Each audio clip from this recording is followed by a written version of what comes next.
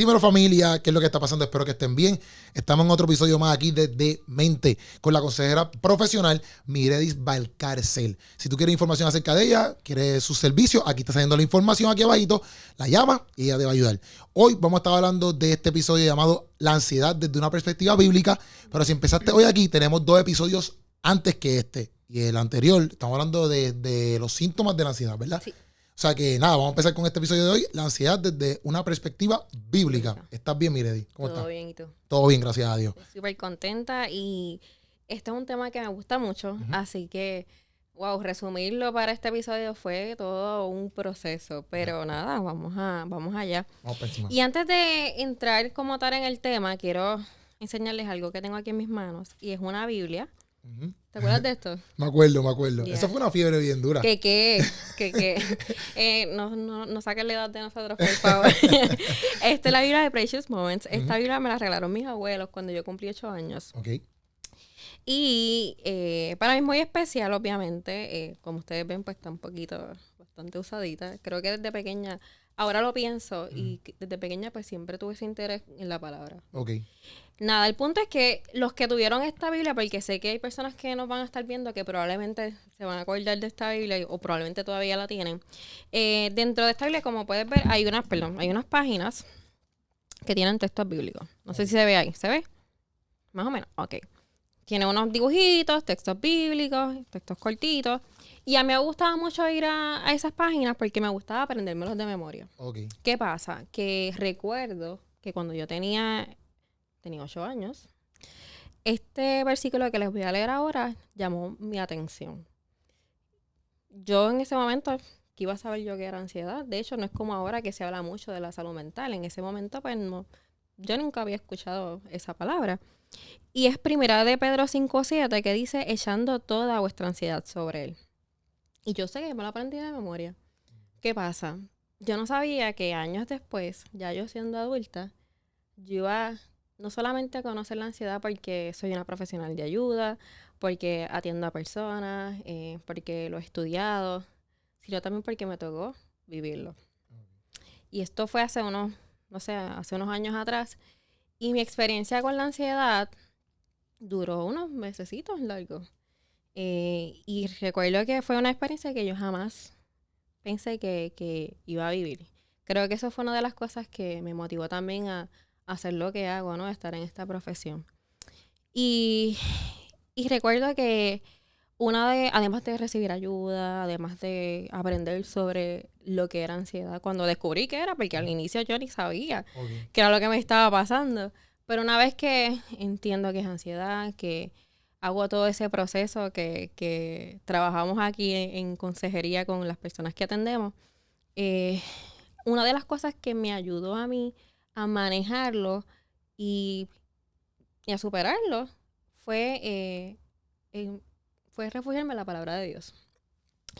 Y recuerdo que yo me sumergí, por decirlo así, yo me metí de una manera tan profunda en el libro de los Salmos. Para mí fue como una cosa, si ven la Biblia que tenía en ese momento, o sea, el libro de Salmos está marcado completamente porque era que todos los días yo necesitaba leer sobre eso.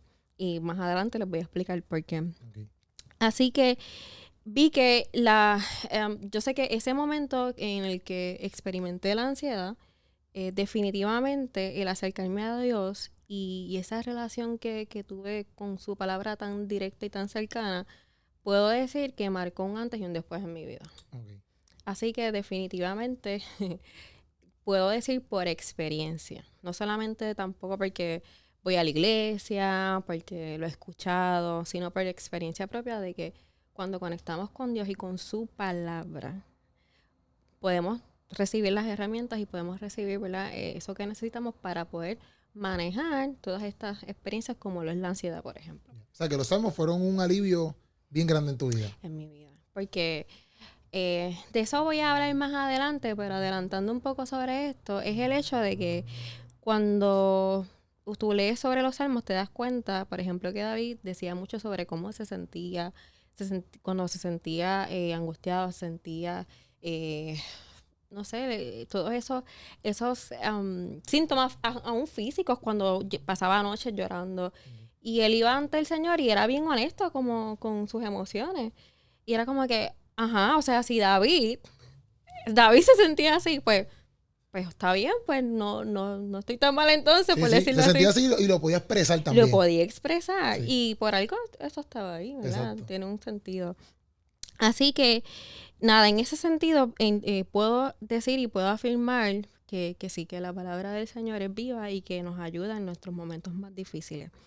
Entonces, para ponernos más en contexto, ¿no?, sobre lo que estamos hablando hoy, que la ansiedad de una perspectiva bíblica, ¿qué nos dice la Biblia sobre, ¿verdad?, lo que es la ansiedad? Primero que todo es importante entender un punto.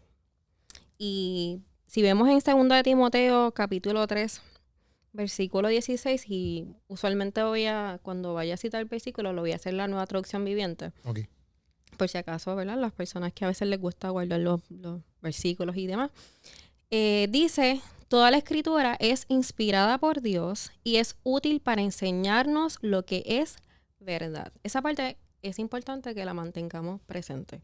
Es útil para enseñarnos lo que es verdad y para hacernos ver lo que está mal en nuestra vida. Nos corrige cuando estamos equivocados y nos enseña a hacer lo correcto. Ok. Ya eso hay varios puntos en ese versículo, ¿verdad?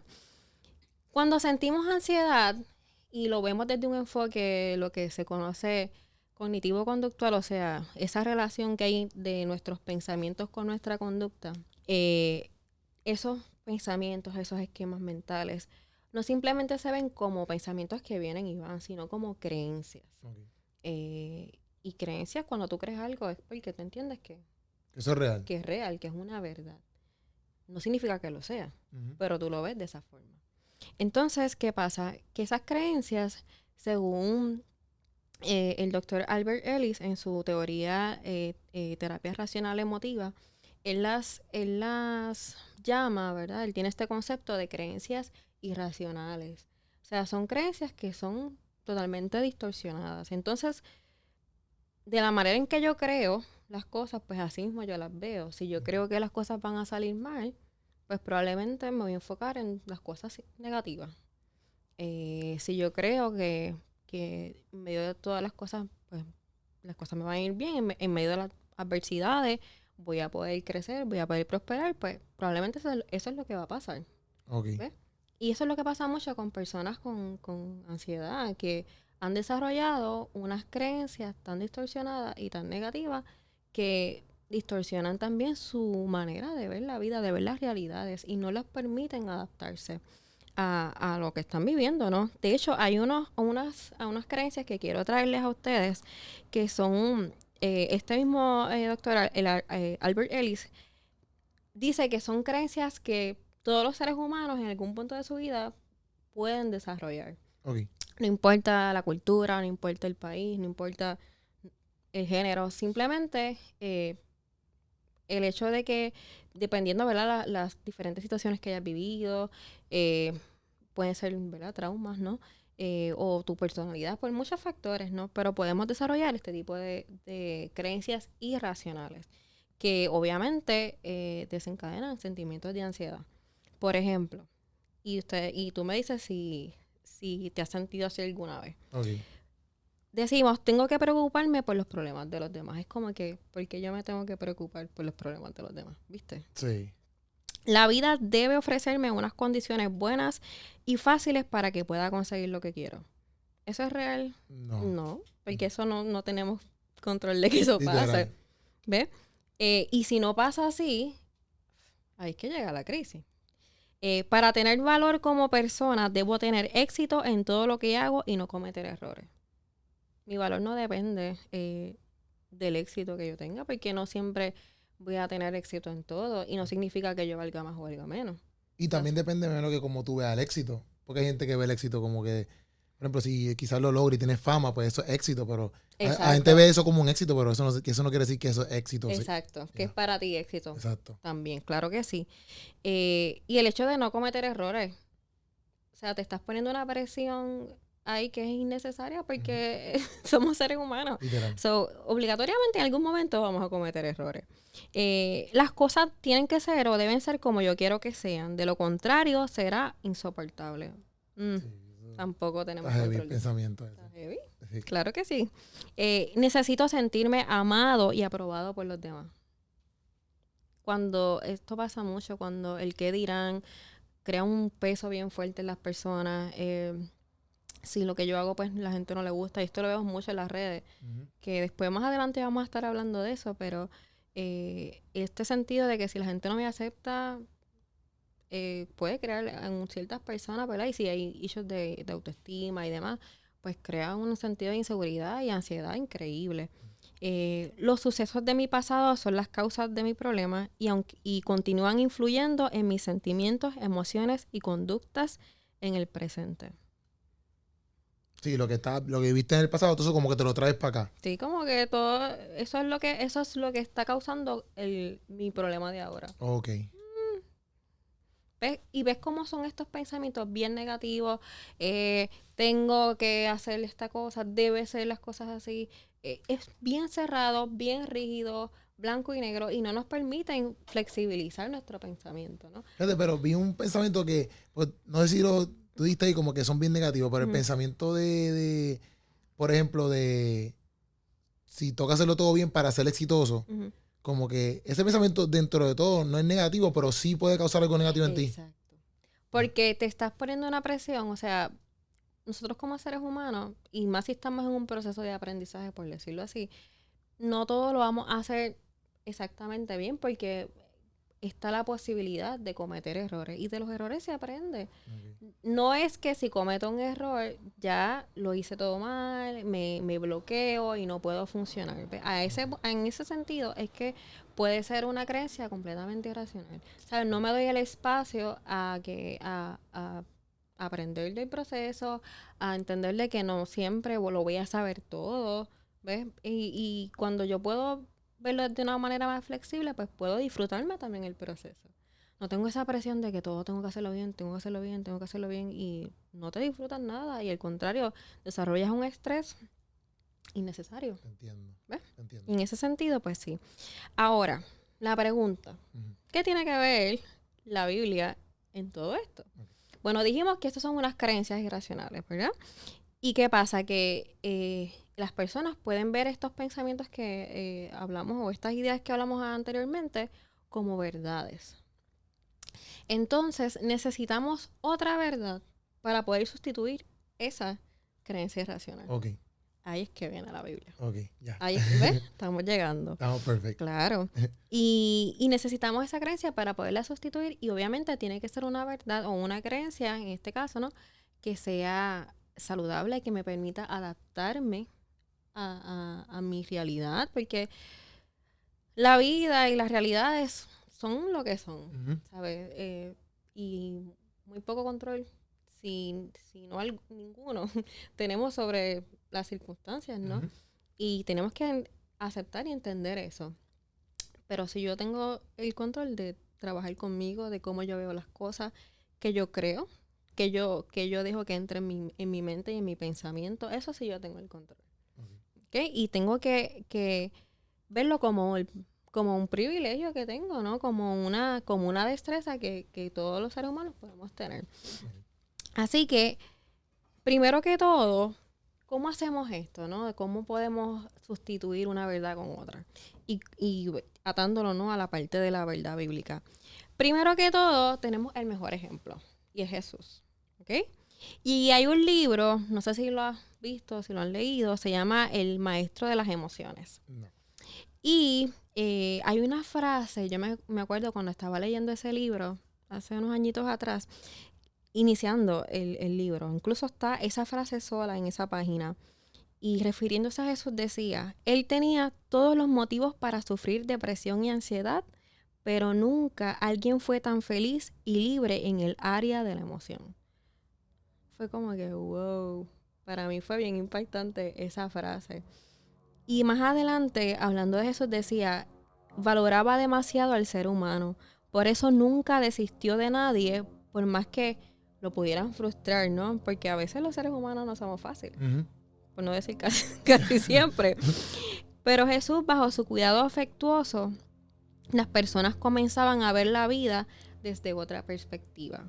Y esta última frase yo creo que es una de las cosas que Jesús vino a esta tierra y fue a cambiar esa perspectiva que es totalmente irracional, que es totalmente contraria, ¿no?, a la verdad bíblica. Y por eso vemos mucha ansiedad en el mundo, por eso estando en este mundo, porque no somos extraterrestres, o sea, estamos aquí, tenemos que vivir con las situaciones que hay, con las noticias, con que si la economía, que si las enfermedades, todas las cosas, todo eso nos da ansiedad. Vivimos en un mundo que está en caos, es la realidad. Sí. Y por más que, ¿verdad?, seamos creyentes y por más que vemos a Jesús y todo, la realidad es que hay cosas que sí nos pueden afectar, es la realidad. Pero qué bueno que tenemos esa herramienta de la palabra del Señor. Y como dije, esa es la misión de Jesús, cambiar nuestra perspectiva, cambiar nuestra manera de pensar, nuestros pensamientos distorsionados e irracionales. Y cambiarlo, ¿por qué? Por la verdad, por Él mismo. Porque vemos en Juan 14:6 que dice, yo soy el camino, la verdad y la vida. Él se autoproclama como la verdad. Él es la verdad. Okay. Entonces, aceptarás eso en nuestra vida ya de por sí es una ganancia. Ahora, no lo acepté ya. Yo tengo que constantemente conectar con la palabra, leer la palabra, tratar de entender la palabra desde un lugar de fe y de confianza, porque hay muchas promesas que están ahí. Y esas promesas pueden ser esas verdades que nos ayuden a sustituir esas creencias irracionales. Sí. Y aliviar exacto, Claro. Y como tú al principio estás haciendo de los salmos, que pues te daba paz. Exacto. Y mira, algunas, ¿verdad? Quiero compartir con ustedes algunas de esas. Solamente elegí aquí 4, pero hay un montón. Lo que pasa es que no tenemos el tiempo, ¿verdad?, para hablarlas todas. Pero estas son unas que me gustaron mucho y que hablan, ¿verdad?, bastante claro, ¿no?, y directo sobre lo que es la ansiedad. Está Filipenses 4, del 6 al 7. Usualmente, y como les dije, son la Nueva Traducción Viviente. Dice, no se preocupen por nada, en cambio, oren por todo. Paréntesis. La oración es una herramienta muy útil, que a veces la pasamos por alto. Cuando tú oras, ¿qué tú haces? Si tú hablas con Dios y le dices todo lo que está pasando en tu vida a Dios ahí, como que como que te zumba y para allá. No sé cómo decirlo bien, pero te vacías como te vacías. Y tú le hablas como normal, con honestidad. Y hay veces que, no sé si te pasa, que a veces uno orando o hablando con alguien, por ejemplo, que a veces por eso es que también es bueno hablarlo, uno hasta como que se contesta. Y a veces uno orando con Dios, a mí me ha pasado que, por ejemplo, a veces estoy orando y estoy aturdido por algo, etcétera, y yo ahí mismo analizando realmente a veces hasta las cosas que yo tengo y eso, me doy cuenta de que, espérate, pero porque yo estoy así si yo tengo estas cosas, ¿me entiendes? Y ahí como que le bajo. Porque lo estás verbalizando, lo estás externalizando. Y eso es algo que necesitamos hacer. A veces pensamos como que no, yo me guardo todo y no tengo que compartir nada con nadie. Y eso es lo peor que estamos haciendo. Y cuando oramos, además de que si lo hacemos con fe, tenemos también esa esperanza de que sí Él nos está escuchando. Exacto. Lo estamos haciendo en un lugar y en un espacio seguro, porque la oración, ¿verdad?, que hacemos ante el Señor, Él sabe, Él conoce, Él nos conoce más que yo creo que nosotros mismos. Así que no demos por sentado o no ignoremos, ¿verdad?, esta estrategia. No es una estrategia simplemente, sino el ejercicio de la oración. Y continúa diciendo, díganle a Dios lo que necesitan y denle gracias por todo lo bueno o por todo lo que Él ha hecho. Así que mira lo que dice aquí, dile, o sea, háblale a Dios. Y me encanta porque después dice, denle gracias. La gratitud también es un ejercicio de fe.